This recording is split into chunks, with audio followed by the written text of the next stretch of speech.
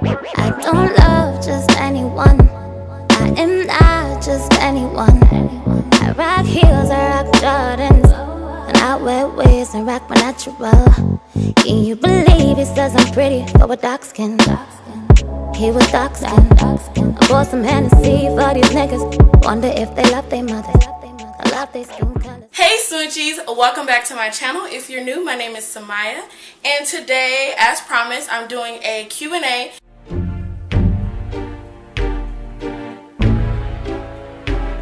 Girl, you're working with some shit. Your bad jam, make a nigga spend his cash. His last year, 4 pound with your passion. They mad jam, you can ride in the jag. With that hand, you can smoke a fire bag. I'm still here, got money, I can flash and trash it. No. And this Q&A is solely going to be about college life, careers, and future goals, excuse me. So, if you came to hear about that, then stay tuned. And if you came to hear more about personal stuff, then don't fret. In the future, I will do one just about myself. But I wanted to answer a lot of the questions that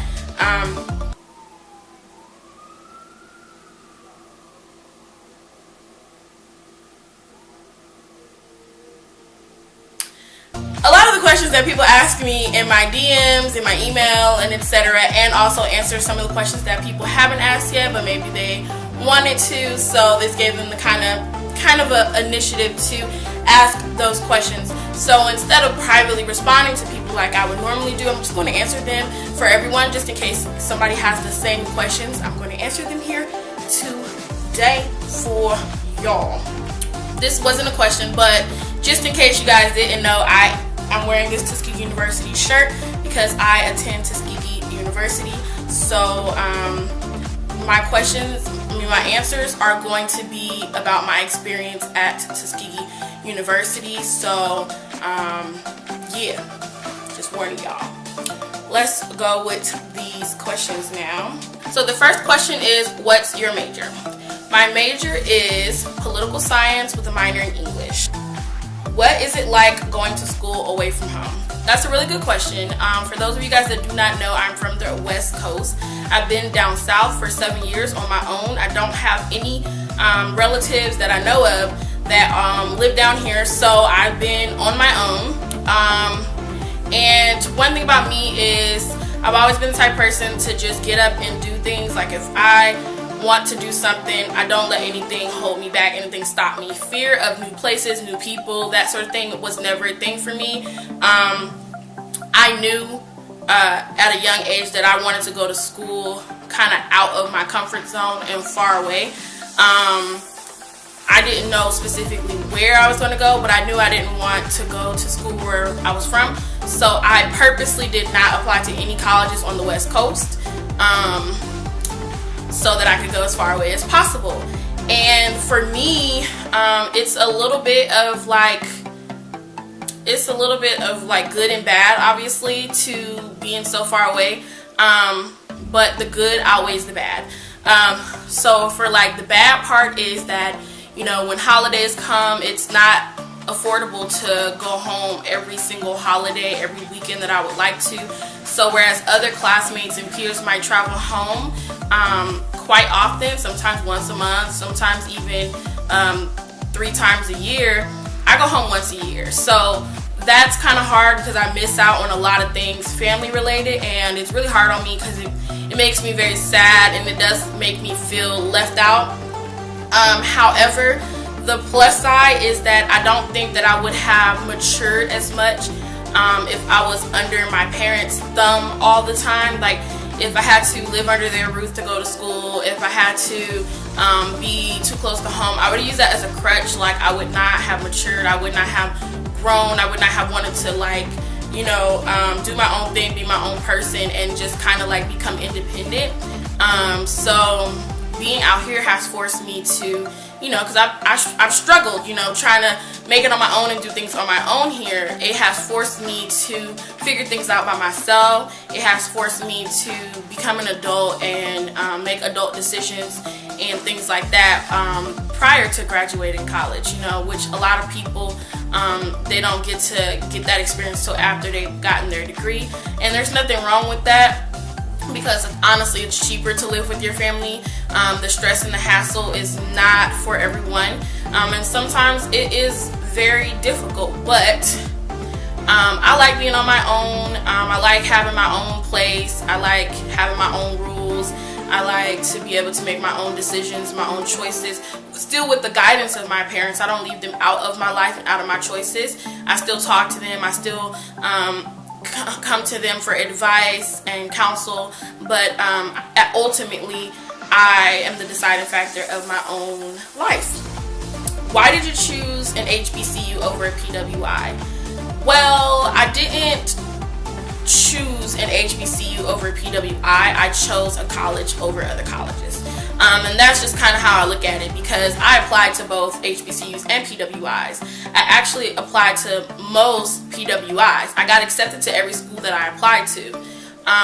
However, I went on the HBCU tour at the very last minute, like the last month where you're finalizing and turning in your funds and stuff. I went on the HBCU tour, and I changed my decision on what school I wanted to go to. I actually had put down my deposit at a PWI in Maryland, and when I came to Tuskegee, which is one of the schools on my tour, we toured 3 states and like several colleges and universities. Tuskegee University was one of the schools on my tour, and immediately when I got here, I felt at home. I felt like it was my place. There was something that was pulling me and calling me, and I just couldn't ignore it. So when I got home, I called and asked for my refund from the PWI that I was going to go to, and I put down my deposit on my HBCU, which was Tuskegee University. Also, for those of you guys who don't know what a HBCU is and a PWI is a predominantly white institution. A HBCU is a historically black college or university, and it basically is, the difference between the two is that PWIs at some point, minorities, specifically African Americans, were not allowed to attend these universities, so we created our own, which were HBCUs. And that is where they come from. That's the history behind them. That's where it stems from. And they're very, very, very, very prestigious organizations. They're absolutely amazing. I have respect for all HBCUs, but I got pride in my own, obviously. But that's what it is, just in case, because some people don't know the lingo or what those are called or why. What is your career goals? Okay, so I am at a place in my life right now where I'm trying to figure out exactly what I want, because things for me are changing. And they are changing because I'm at a place in my life right now where I'm actually thinking about myself and looking at things for what I want and what I need, and what will make me happy. Initially, I was trying to find a job that basically paid well, but that I could feel content with. Not truly like happy, but just like content. So I'm going to tell you guys what I intended when I came to school. My intentions when I came to school were to get my degree in political science and then go to law school and become a civil rights attorney, and fight for the rights of others and join the cause of fighting for people's equality and speaking for those who were unable to have a voice in a society that was shaped against them, or a system that was shaped against them. So that was the goal and the intention, because growing up I always knew that I just wanted to speak for others, inspire people, change people's lives, and protect people. That's always been like those things that just were like, whatever job I took on, it had to have something to do with that. And initially I wanted to be an activist, but my mom and a lot of other people were telling me like, well, you know, it's not financially fulfilling. So then I went to the lawyer route, and that's kind of what happened. And now I'm at a place where I don't really like school as much as I used to, and I don't see myself going to law school. It's still kind of up in the air because I'm not sure. It's kind of like what other people want me to do, but the route that I would like to do, I don't feel like that's what I want to do, just because I don't want to work for anybody. Like, I don't want to have went to college and, you know, worked my butt off just to work for someone and make their life better, and my people and my family are in the same situations, conditions that they always been in. So yeah, right now I'm just kind of like in a place where I'm trying to figure it out, and I'll let you guys know when I do. Next question. What's the best male and female dorms at Tuskegee University? The best male dorm is between Rockefeller and Tantum. Rockefeller is the newly renovated dorm. It's actually been around, like, it's been around for a while, but it's been newly renovated as of like maybe 3 years now. It is an honors dorm. They have quadruples, triples, doubles, and singles. So that's the one where you don't have like, you wouldn't have the community style bathrooms. So that one's really nice. And Tantum is the second best for the boys dorms. Other than that, all the other boy dorms are kind of shitty. As far as the girls dorms go, I would say the best dorms for girls are Harvey, which is like the twin to Rockefeller, and Whitehall. They're both honors dorms, so do your best so you could get in them. And if you don't get in those, there are a lot of other girl dorms. They're not as nice, but they're not like the boy dorms, so there's a plus. Next question is, what is the LGBTQ community like on your campus? For those who don't know, I am bisexual, and so that's probably why they asked me that question. The LGBTQ community is small. I don't want to say small. It's not small, but like the active community is small. When I say active, I mean like, you know, really out, like they're comfortable being out and flaunting and telling people that they're a part of the community. That's kind of smaller, but it's really like, I don't know. I mean, we live in the South, so this is called the Bible Belt. So there are a lot of Bible thumpers and Christians and people who do not necessarily agree or believe in that. So as a whole, the state of Alabama is completely just to the LGBT community here. So, you know, but as the university, it's a pretty safe environment. I don't really know of too many incidents or anything like that. Honestly, like, I haven't dated a girl since I've been here. So I've only dated guys, so I haven't really been like heavily involved into the community. So I don't know too much about that, to be honest. But there are like organizations on campus, like clubs and stuff like that, and you can be part of those, and they're pretty lit. I go to their events and stuff, and they're always really nice. Okay, this question, I really like this question. Someone asked me, what does finer womanhood mean to me? If you guys don't know, I am a member of Zeta Phi Beta Sorority Incorporated, was a part of the Divine Nine, or NPHC, and one of our principles that differentiate us from any other sorority in the NPHC is finer womanhood.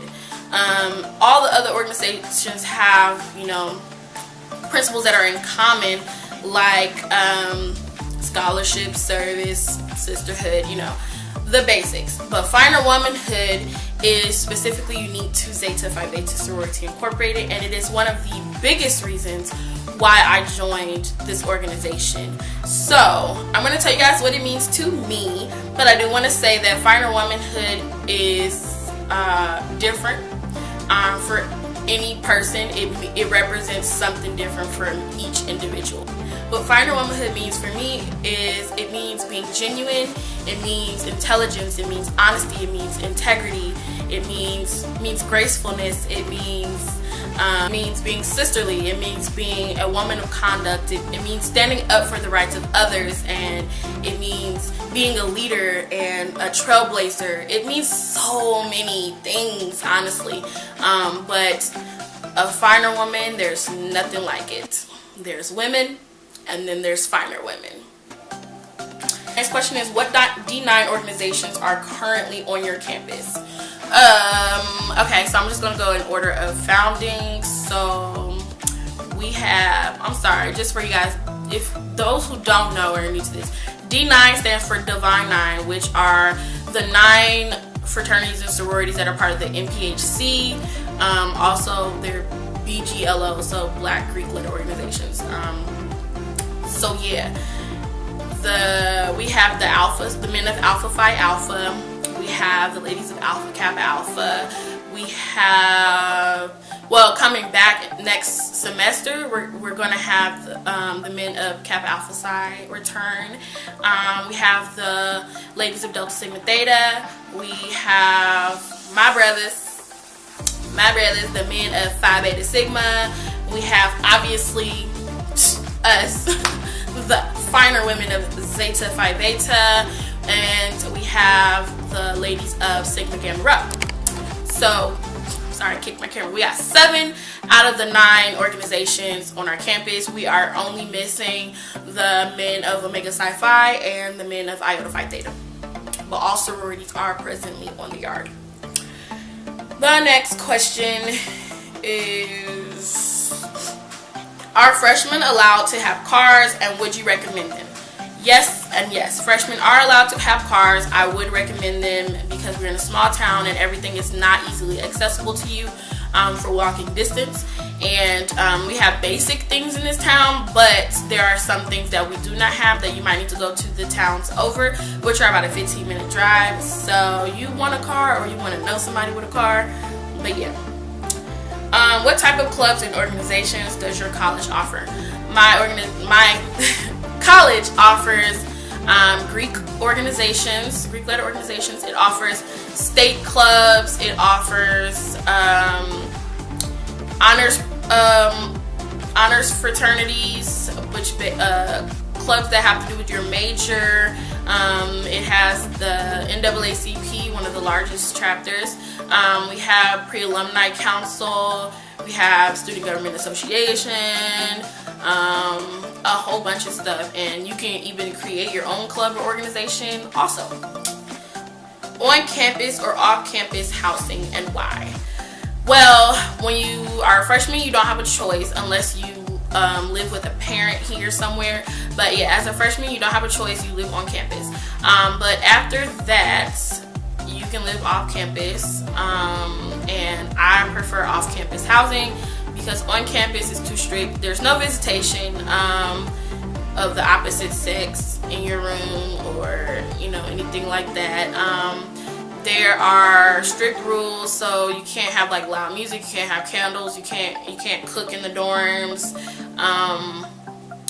You get room checks, things like that, and I hate people check up on me. Like, I don't like that. I like being independent. I like being an adult, especially when you're an adult. You don't want to feel like a child, and I feel like a child when I got to get my room checked and people are giving me these rules and I got to sign in to come back and all this extraness. I don't like it. I like to have my own place because I can leave when I want to, come when I want to, have whoever I want over my house to chill, to have fun, to host events, to have my music as loud as I want to, well, with respect to my neighbors.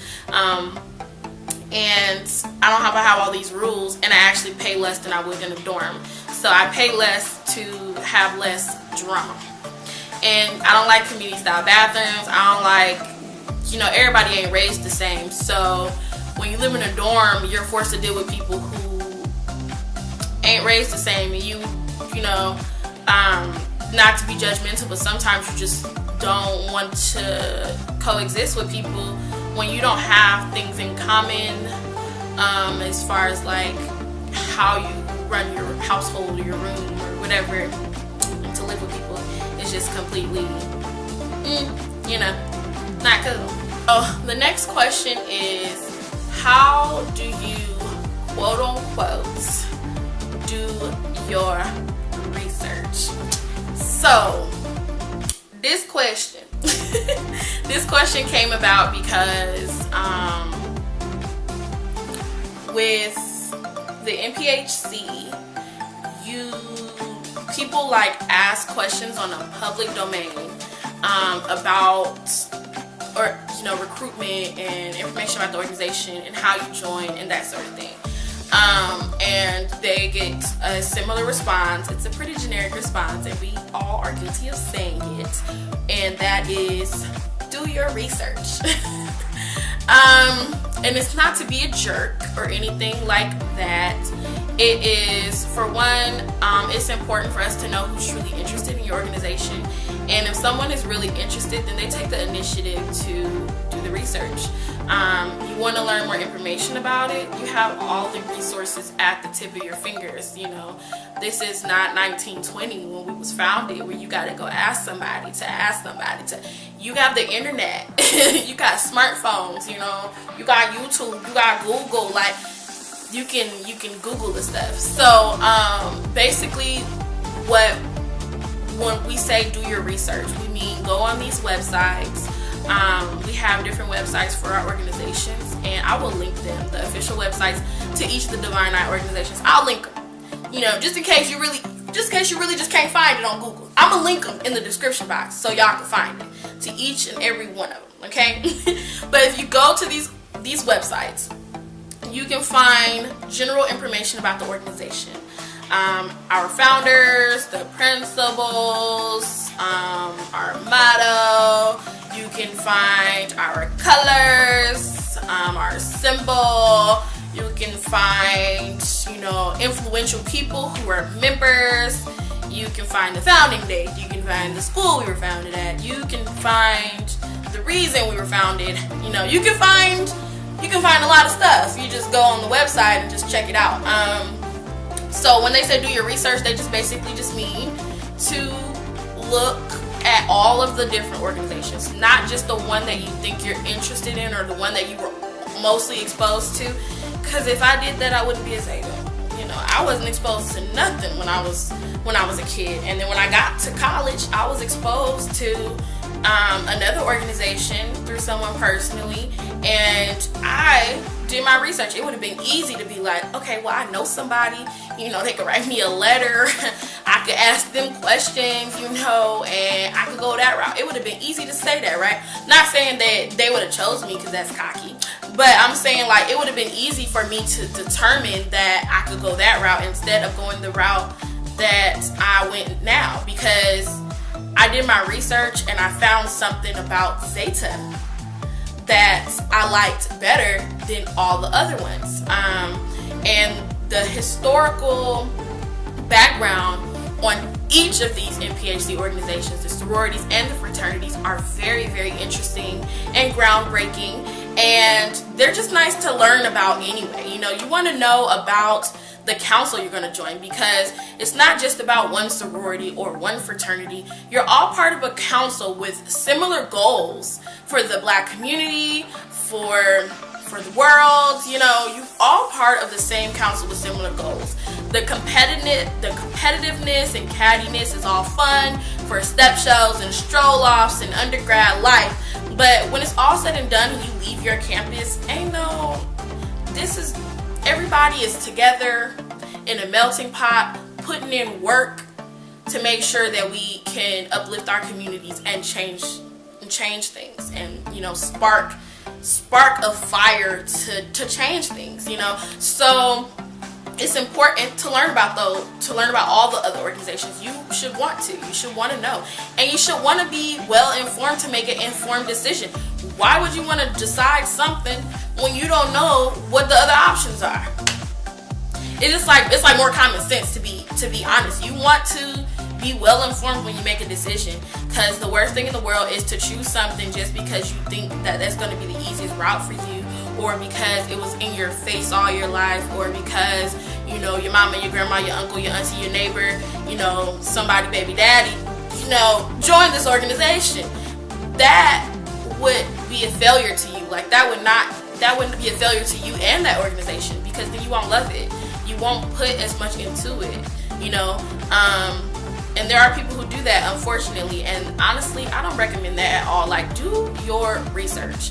And another thing that people are confused about, which is like the research of, like, personal research. Go to the events on your campus. campus, if you go to a HBCU, a lot of the HBCUs have the same type of thing where they kind of side eye you if you go to somebody else's informational. So if that's the case, don't go to the informational yet until you know that you're seriously interested in that organization. Just go to their other events, go to their community service events, go to their dances, their party, go to their meet and greets, go to these events, no matter how big or small. If they're small, even better, because guess what? You stand out, you know. They're gonna remember you. The events, like a lot of people go to like the big stuff, like parties or things they gotta get dressed up for. But if you go to, let's say they're cleaning up the a mile and they invite the community out, and you go and you're like one of 10 people that went, they now know you, they now see you, you get to have one-on-one with them. That's not an opportunity to be like, hey, I want to be you, I plan to pledge you, I'm about to be doing what you doing. No, don't do that. That's rude, disrespectful, because they worked hard for it, and it's not just given to you just because you said you determined that you want it. You have to want them, but they have to want you too. So when I say do your research, and when other people say do your research, we just mean make sure that these people are part of a sisterhood or brotherhood that you feel like best fits you. But that is it for this question and answer. I hope that I answered a lot of you guys' burning questions. Not really sure, but if I didn't and you guys want to see a part 2 to this and you guys have more questions, then, you know, hit me up, let me know.